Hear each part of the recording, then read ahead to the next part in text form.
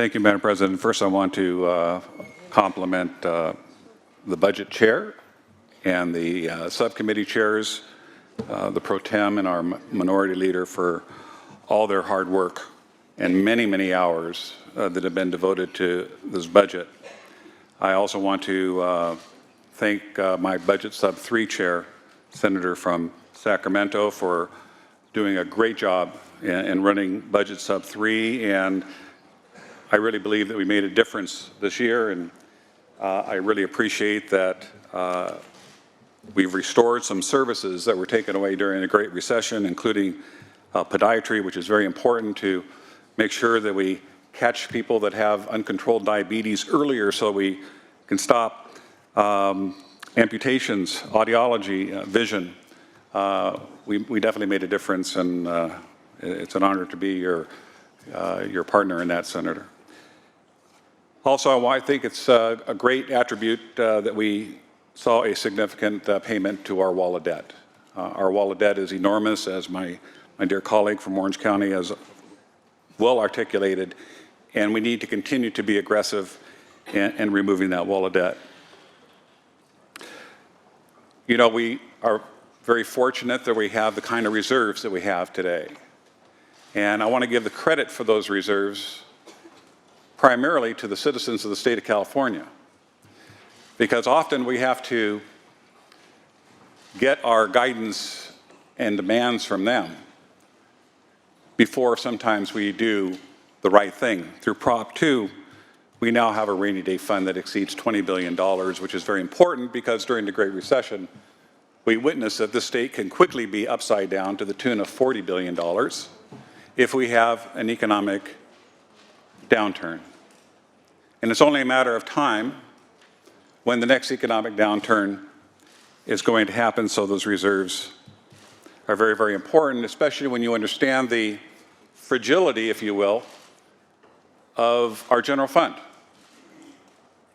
1% of the population makes up 50% of our general fund, meaning that we have to be very careful about decisions that we make and people that we lean on in the name of income inequality. We have an opiate addiction problem in the state of California throughout the country that we're trying to address, and we also have an addiction in this institution. I'll call it an addiction to spending. We have, I believe, to be the highest budget that we've ever had in the state of California, $215 billion, with a surplus of $22 billion. And while we have this incredibly large budget with this incredibly large surplus, why would we be entertaining any taxes at all? Yet we are entertaining another couple of $1 billion in new taxes in this budget, which I'll get to in a couple minutes. But first, I want to say, and I want to thank my senator colleague from Monterey, who has been a champion of delivering clean water as a right to every Californian in the state of California. He's been working on this for years. I've partnered with him on many of the provisions that he's been trying to do, and I want to congratulate him and congratulate us that after we pass this budget today, as I assume it will be passed, that we will guarantee clean drinking water for every person that comes into the state of California. I do have to say, though, we could have very easily funded this through our budget surplus. I know that if you look at a molecule of water, it's H2O, not C2O. I still fail to see the nexus of what the carbon has to do and using these cap and trade funds to pay for this in response to my friend from Fremont, who has very well articulated the utilization of these funds for non-climate related issues. We have a governor that said during the State of the State address that we got to stop, or we should abbreviate this bullet train, because frankly it's not doing what it was intended to do. We need to abbreviate it, only to say the next day that he was misconstrued, but yet we see a lot of cap and trade funds that go to a train that frankly, offers no climate benefits to the state of California. That takes me to our homeless population. Yes, we boast regularly that we are the fifth largest economy, $3 trillion in gross domestic product in the state of California. And how can we, as the third largest economy in the world with the budget surpluses that we have 150,000 souls out there, including women, including children, including veterans, that we have thrown millions of dollars at throughout the years, only to see the increase in the number of homeless, not a decrease in the number of homeless. In Los Angeles alone, year after year, 16% increase, to such a point that it's become a healthcare crisis in Los Angeles, where we're witnessing typhoid fever, scabies, lice. My friends, these are human beings. I can't tell you how it breaks my heart sometimes when I'm being picked up at the airport by special services and the freeway is jammed and we take a shortcut. And we go through this tent city in Sacramento, and I see these people with bonfires and tents, women that I call often the forgotten people. Why aren't they our highest priority with our budget? I think the budget is a reflection of our values and our priorities. There was a bill in the Assembly that was trying to give all people in the state of California, irrespective of immigration status, full medical benefits. In fact, it was something that the governor championed when he was running for governor. But I think the governor saw the sticker shock, $3 billion, and basically those bills are DOA.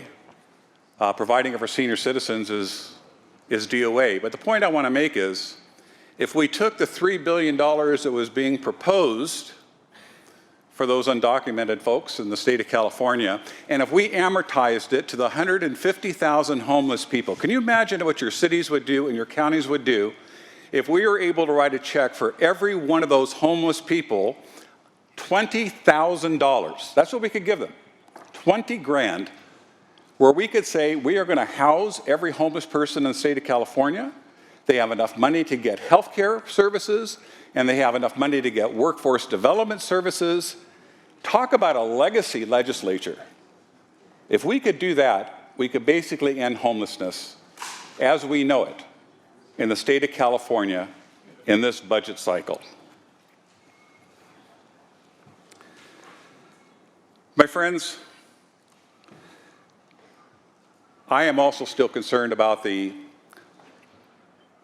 deliverance of services to undocumented people that's going to cost the taxpayers $98 million in this fiscal year. But I do believe that the intent of the proposal is praiseworthy. We should be philanthropic, and we should be allocating the funds and giving the services to underprivileged and low-income people that are living in the state. But it should not dilute our ability to take care of the less fortunate citizens who legally call California their home. You see, we have a system of Medi-Cal that is basically an insurance in name only. We're basically selling people a car without an engine. Because one thing that this legislature fails to do year after year, and that is a full restoration of the fees that we pay physicians to take care of our citizens. Right now, the Medi-Cal fee approximates 45%, 50% of the Medicare fee. Hence, most doctors, especially in rural areas that I represent, refuse to take it. So we're giving a false sense of security to people that think they can get health care, but we're really exacerbating a system because you're not going to be recruiting more doctors, but you're going to be adding more population, which means those people that have been trying hard to see a doctor, that are legal citizens of the state of California, are going to be further pushed out, and we're still going to see the demand, if you will. of services in the emergency room, which we know costs so much more money. We have 25% of the homeless population in the state of California of the entire nation.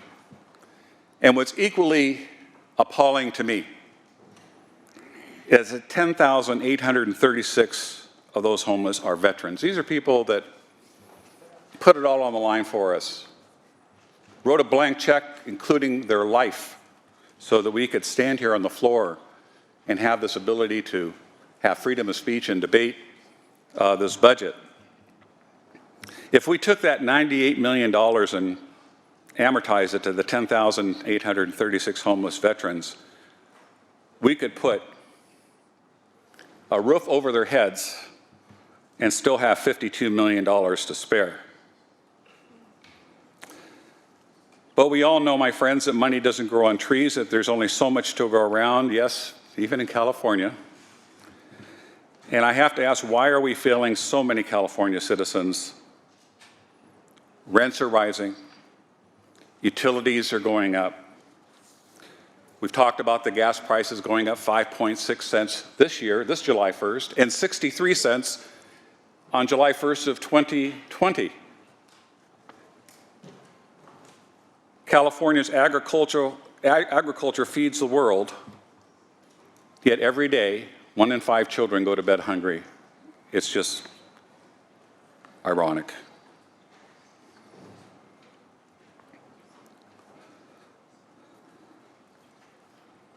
According to a 2018 study performed by the Mercatus Center at George Mason University, California's healthcare system ranks 40th out of 50 states, exemplifying, before we expand services of our Medi-Cal program, we need to fix it. So why, colleagues? Healthcare accessibility is more than just being insured. Health insurance can be rendered unless a patient can't find a hospital or doctor that's willing to see them. And again, that's exactly what's happening in this state. Dr. Ted Mazer, an ear, nose, and throat surgeon and a previous president of the California Medical Association, explained it best. The problem with low reimbursement isn't that doctors aren't making money. It's that the doctors and hospitals are paying out of pocket to give care to Medi-Cal beneficiaries.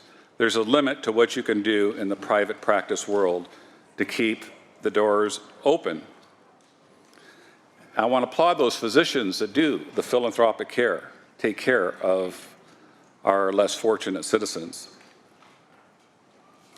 Did you know that an average of 2.4 million children each year enrolled in the Medi-Cal program do not receive their required preventative services, like developmental screenings, immunizations, lead poisoning assessments, and optometry? This was found by the California State Auditor's report. That means that close to a quarter of California's children are not accessing the preventative services, even though they do have access to Medi-Cal. The audit report cited many reasons for this problem, one being that the Department of Health Services has allowed Medi-Cal plans to skirt mandatory travel rules. This means that many families on Medi-Cal, typically low income, would have to travel hundreds of miles or several hours to get to a doctor, and these families just don't have the ability or capacity to do that. That certainly is true in my district, where it's 2 hours from Palm Desert to Blythe in the expansive county that I represent. Thus, again, children aren't getting the access they need, even though they are on the Medi-Cal program. Another problem that the audit found was that Medi-Cal was failing to ensure plans that meet the cultural and linguistic needs of California's diverse populations, as well as low provider reimbursement rates continue. California's lawmakers have made it a priority to drive down the number of Californians who are uninsured, but amazingly, we have one of the lowest insured rates in the nation at about 7% now, and we have 39.5 million Californians covered in the state of California. But in the meantime, we have undermined our goal of expanding access to care by failing to reimburse doctors at livable rates. So, my friends, I talked about why we are raising taxes a few $billions when we have these budget surpluses. State disability insurance, a deduction that comes off of all of our paychecks. They're going to draw down reserves, and then all of our citizens that work and have payroll deductions will see another 1/10 or 2/10% taken out of their paychecks. We have a cell phone tax that we could very easily have funded through our budget surpluses, $130 million, vitally important, something we learned during the fires of last year, something that Riverside County has already done. We invested in our communication system so that we have a reverse 911. We can communicate with any law enforcement jurisdiction from any part of the state or country that comes into our jurisdictions, and the state needs to do this. But we don't need to raise the tax on all the cell phones and numbers that, again, has a regressive impact on the poorest of Californians. And that we talk about we're going to be providing affordable health care to citizens in the state of California, in particular to the middle class.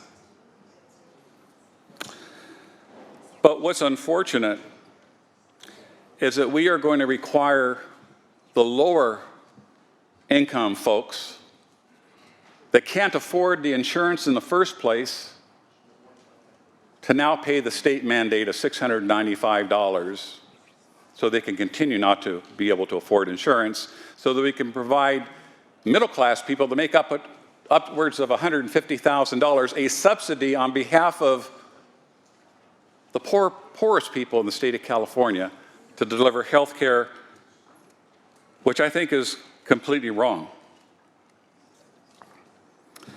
And then promises that are made should be promises that are kept. You know, Prop 56 tobacco funds are supposed to be used to help the Medi-Cal system, raising Medi-Cal fees.